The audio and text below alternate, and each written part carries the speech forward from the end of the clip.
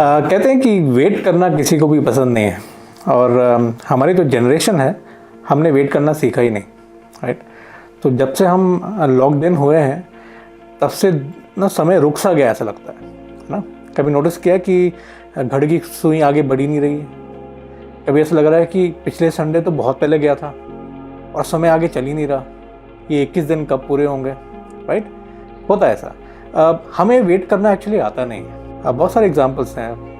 हम लोग पिज़्ज़ा के लिए वेट नहीं कर सकते, हमें 30 मिनट में चाहिए, नहीं आता तो हम कंप्लेन करते हैं। 2 मिनट की मैगी भी अब हमें 1 मिनट में चाहिए।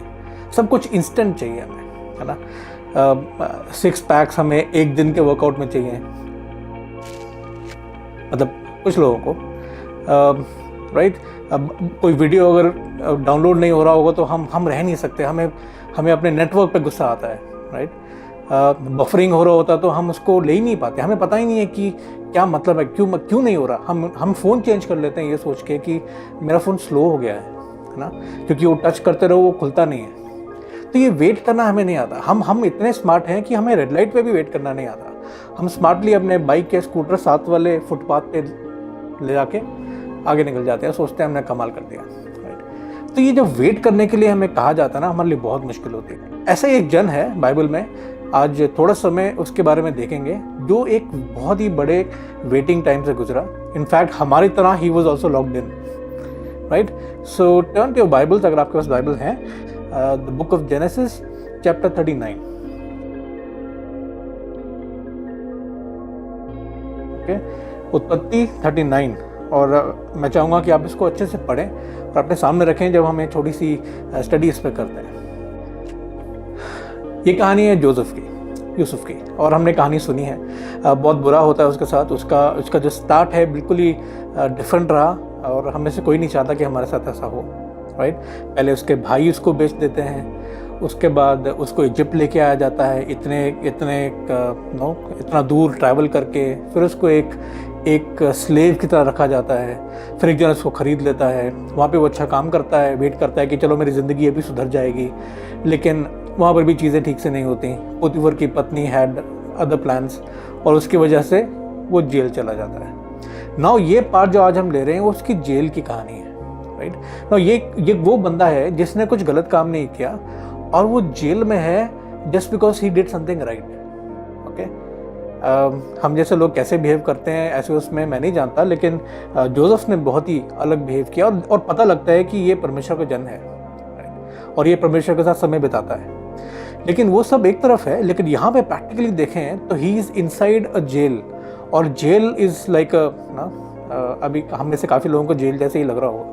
तो ये वो कहानी है। तो अगर आप इसको ध्यान से पढ़ेंगे तो आपको समझ में आएगा कि क्या उसके साथ जेल में भी हुआ। जेल में भी he had a good time. I mean, उसको धीरे धीरे प्रमोशन हुई, उसको लीडर बना दिया गया, और वहाँ पे वो 2 लोगों से मिला।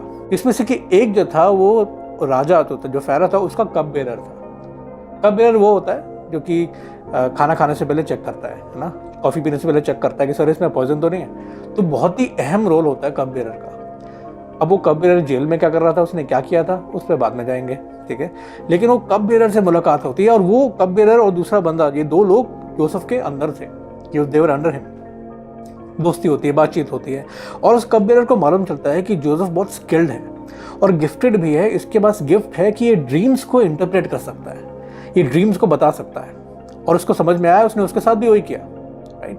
तो ही वॉज वेरी हैप्पी कि भाई तुम तो गिफ्टेड हो, परमेश्वर का हाथ तुम्हारे ऊपर है, मैं अगर छूट गया ना तो मैं तेरे को यहाँ से बाहर निकलाऊंगा, ये मेरा प्रॉमिस है, this is my promise to you. तो जोसेफ खुश होता है कि अच्छा सर ठीक है, आप छूट जाओगे तो याद करना मुझे, ना। कौन नहीं निकलना चाहता जेल से, है ना। हम भी वेट कर रहे हैं ना कि ये कब खुलेगा, कब हम भाग के मैकडॉनल्ड्स जाएंगे, सारे बर्गर खा लेंगे।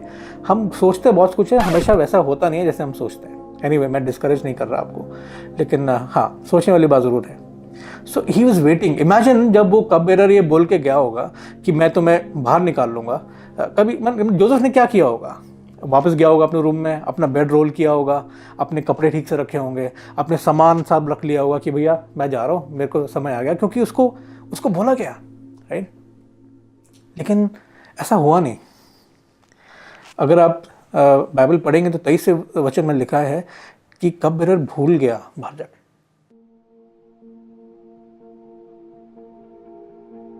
ही फॉरगॉट जोसेफ। उसको याद ही नहीं था कि वो, मतलब इतना बिजी हो गया शेड्यूल में, उसको याद ही नहीं रहा कि जोसेफ भी था और उसने कुछ प्रॉमिस भी किया था। ही टोटली फॉरगॉट। और जानते हैं कितना वेट किया? आई मीन मैं याद नहीं कर पाया, इसलिए मैंने यहाँ पे कैलकुलेट करके लिखा है यहाँ पे। मतलब 1 दिन बीता होगा, 2 दिन बीते होंगे, तो मैंने कहा ठीक है अभी आ जाएगा, कोई ना कोई आएगा, अभी गेट पे नॉक होगा, मुझे बुला लेंगे। फिर 1 हफ्ता, 6 महीने, नहीं आया कोई भी। 2 साल के बाद कब बिरर को याद आया जोसेफ के बारे में। दैट्स अ लॉन्ग टाइम, है ना, काफ़ी लंबा टाइम है 2 साल। मतलब जहाँ पे आपको बोला है कि बस मैं बाहर निकलता हूँ अभी तेरे को बुला लूँगा, 2 साल, 2 years, that's a very very long time. और अब जब हम वेट कर रहे हैं, हमें पता है कि वेटिंग का मतलब क्या होता है, वेटिंग का टाइम कैसे निकलता है, राइट? मैं तो भी प्रिसाइज कैलकुलेट करके बताता हूँ। It is something like this, 2 years, like 24 months, 104 weeks, या फिर 790 days। और भी अगर करें तो 17,520 hours of waiting. Can you imagine that? Whoa, that's a long time. लेकिन वो वेटिंग में वो कर क्या रहा था? अपना सर मार रहा था दीवार पे, चुप हो गया था, गुस्सा हो गया था, चीज़ें फेंक रहा था, क्या कर रहा था? हम लोग वेट करते हैं, वेट करना हमें आ गया है, वो अच्छी बात है। हम में से काफ़ी लोग इस बात को समझते हैं कि प्रभु चाहता है कि हम वेट करें, हम उसके साथ समय बिताएं, अच्छी बात है।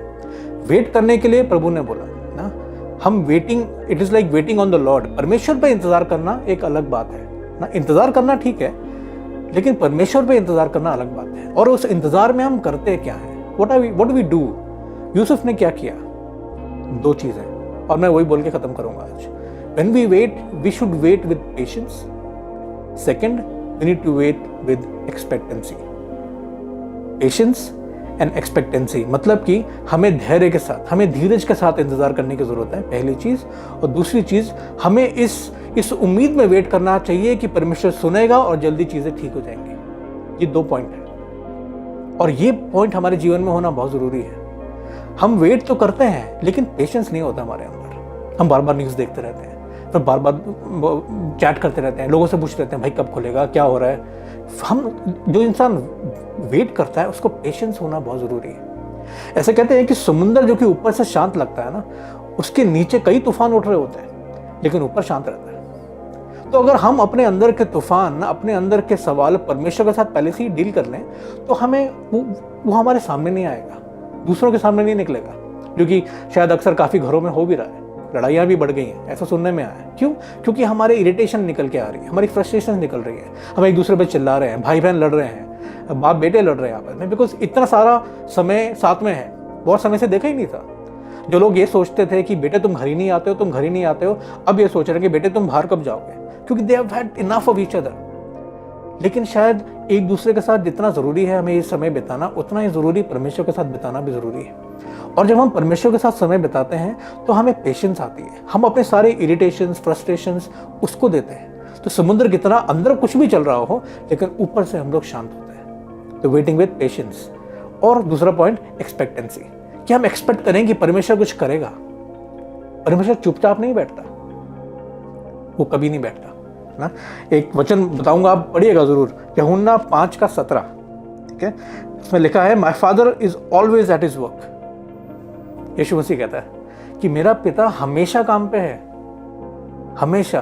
तो हमें ऐसा लग रहा होगा कि कुछ नहीं हो रहा, लेकिन परमेश्वर हमेशा काम कर रहा है। ही इज वर्किंग, ताकि चीजें बेहतर हो, ताकि हमारा फ्यूचर बेहतर हो। वो हमारे लिए ही काम करता है। एक कहानी सुना के मैं खत्म करूंगा। और ये कहानी एक सच्ची घटना है, जो कि एक अर्थक्वेक आया था, आर्मेनिया एक नामक एक जगह है वहाँ पे, और बहुत ही भयानक अर्थक्वेक था। और ये अर्थक्वेक दिसंबर में ही आया। तो जस्ट बिफोर द अर्थक्वेक ये सीन चल रहा है जो मैं आपको बता रहा हूँ।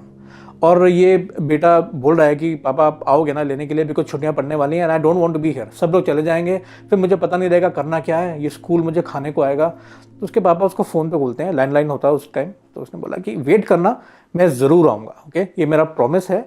थोड़ा सा लेट भी हुआ तो तुम स्कूल से बाहर मत जाना कहीं, क्योंकि मुझे मुश्किल होगी तुम्हें ढूंढने में। तो जस्ट बी देयर, मौसम ठंडा है तो बर्फ़ भी हो सकती है, तूफान भी हो सकता है, तो just be there, I will come there in the school, ठीक है। ये हो जाता है। इन द मीनवाइल अर्थक्वेक आ जाता है और बहुत ही भयानक अर्थक्वेक, जैसे मैंने पहले आपको बताया, और सब जगह बिल्डिंग्स गिर जाते हैं, सब तबाही हो जाती है।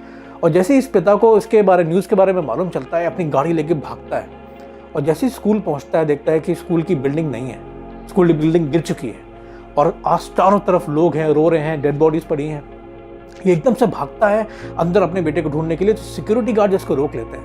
कहते हैं सर यू कांट गो, आप नहीं जा सकते अंदर। कहते मेरा बेटा अंदर है, आई हैव टू गो। तो कहते हैं सर सब लोग, कोई नहीं बचा, सब खत्म हो चुका है, तो प्लीज़ आप यहाँ वेट करिए। ये आदमी कहता है नहीं ऐसा नहीं है, मैंने वादा किया है, मैं जाऊँगा ज़रूर, प्लीज़ मुझे जाने दीजिए। तो वो लोग सोचते हैं शायद एक शौक के अंदर है तो उसको जाने देते हैं। कि आदमी एक एक करके ईंटें निकालना शुरू करता है। इतनी बड़ी विशाल बिल्डिंग गिर गई और वहाँ से वो एक एक करके एक आदमी एक ईंट निकाल रहा है, फिर दूसरी ईंट निकाल रहा है, is removing bricks one by one. सब लोग सोच रहे हैं कि यार ये बहुत शौक में है ना। और जैसे ही वो अपने ईंटें निकाल रहा है, अपने बेटे का नाम जोर जोर से पुकार रहा है, कोई आवाज़ नहीं आती। आसपास के लोग भी देखते हैं, दुखी होते हैं, परेशान होते हैं। ये करता रहता है 1 घंटा, 2 घंटे, 3 घंटे, 6 घंटे के बाद एक साथ में जो एक नेबर था उसको लगा यार मैं भी इसकी मदद करता हूँ, ये अकेला कर रहा है, तो वो भी जाके वो भी इसकी मदद करने लग जाता है। वो भी 1 ईंट 2 ईंट, ये दोनों मिलके काम कर रहे हैं, ईंटें हटा रहे हैं। रात हो जाती है। 10 घंटे, 12 घंटे, 36 घंटों के बाद ये लोग ईंटें निकालते निकालते थोड़े अंदर घुस गए और ये हर बार ईंट निकालता है, अपने बेटे का नाम पुकारता है। इस बार जब अपने बेटे का नाम पुकारता है, अंदर से आवाज आती है कि हाँ पापा मैं यहाँ पे हूँ, डैड आई एम हेयर। और सडनली ये सब लोग ना अलाइव हो जाते हैं, फायर ब्रिगेड आ जाता है, लोग आ जाते हैं, हेल्प करने लगते हैं और सबको रबल को हटाते हैं, मलबा हटाते हैं। तो उसका बेटा जिंदा बाहर आता है। थोड़ी बहुत चोट लगी थी लेकिन जिंदा बाहर। और जानते हैं एक और बात, उसके बेटे के साथ 8 और लड़के थे जो कि जिंदा थे। उस सारी प्रेस आ जाती है, लोग आ जाते हैं, उस बेटे से पूछते हैं कि तुम जिंदा कैसे रहे? नो व्हाट, क्या क्या क्या सोच रहे थे तुम, कैसे तुम जिंदा रहे, बिना खाए बिना पिए कैसे? उसने बोला बस एक चीज़, मेरे पापा ने कहा था कि मैं आऊँगा ज़रूर, थोड़ा वेट करना पड़ेगा लेकिन मैं आऊँगा ज़रूर। और इसलिए मैं बस इसी उम्मीद में रहा कि my dad will come and I had hope he will come. उन्होंने बाकी लड़कों से पूछा कि तुम कैसे जिंदा रहे, तुम कैसे अलाइव हो? उन्होंने बोला कि इस लड़के ने हमें बोला कि मेरे पापा ज़रूर आएंगे चाहे कुछ भी हो जाए। और क्योंकि ये इतना no he was so clear, ये बिल्कुल कॉन्फिडेंट था, हम भी कॉन्फिडेंट हो गए और इसकी वजह से हम भी वेट कर रहे थे कि आएंगे ज़रूर, और वो आ गए। Hope is a very good thing, है ना। आशा बहुत अच्छी चीज़ होती है और आशा ही हमारे जीवन में होनी बहुत ज़रूरी है। आशा परमेश्वर पर, क्योंकि ये वो परमेश्वर है जो कि अपने वायदों का पक्का है। उसने अगर वादा किया तो पूरा करेगा। हमने प्रार्थना करी, हमने मदद मांगी, जब भी हमने पुकारा वो आया। बाइबल में जहां भी हम पढ़े ऐसा होता है, whenever people cried to him, he came to rescue them। ये हमारा वेटिंग टाइम है। हम कैसे वेट करते हैं? एक छोटा सा लड़का अर्थक्वेक के बाद बिल्डिंग के अंदर जब दबा हुआ था, he was waiting with expectancy and waiting with patience। I'm going to read from Psalm 130। भजन संहिता 130 में से मैं पढ़ने वाला हूँ और उसकी 5वीं और 6ठी आयत। Psalm 130 verses 5 and 6। English Bible है मेरे पास, उसमें ऐसा लिखा है, I wait for the Lord, my soul waits, and in His word I put my hope। My soul waits for the Lord more than watchmen wait for the morning। More than watchmen wait for the morning। पहली चीज तो वो 5वीं में जो आयत है उसमें लिखा है कि हम उस बात को याद दिलाते हैं कि हम कैसे वेट करते हैं। हम प्रभु के वचन पे अपनी आशा रखते हैं, उम्मीद रखते हैं, उस पर वेट करते हैं, या फिर कैसे ये दिन हम कैसे गुजार रहे हैं मैं नहीं जानता। क्योंकि हमें से कुछ लोग ये सोच रहे हैं शायद कि मैं पूरा दिन टीवी देख सकता हूँ जो मुझे कभी देखने को नहीं मिलता। Not bad, you can do that. मैं सारी मूवीज देख सकता हूँ जो मैं नहीं देख पाता। नेटफ्लिक्स या अमेजोन पे मैंने पैसे दिए हैं, लेकिन अभी वो टाइम है, मैं अच्छे से उसको चूस लेता हूँ, खत्म करता हूँ, सब देख लेता हूँ।